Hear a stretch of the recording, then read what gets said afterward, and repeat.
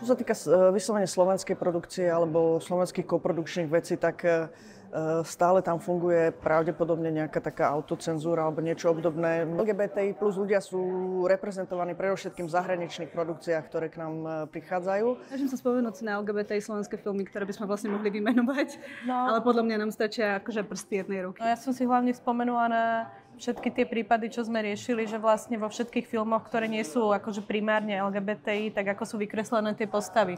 Vlastne úplne schematicky a až akože niekedy až zosmiešňované. Snáď aj tu môžeme byť optimistickí, že tie produkcie queer filmov nejakým spôsobom budú vznikať a napokon istým prísľubom sú aj mladí režiséri a režisérky, ktorí natočili 8 krátkych filmov v priebehu tohto roka alebo posledného obdobia, ktoré sme uviedli aj na festivale a majú veľmi zaujímavú zastúpenú queer tému. V tomto smere nejaká nádej tam určite je.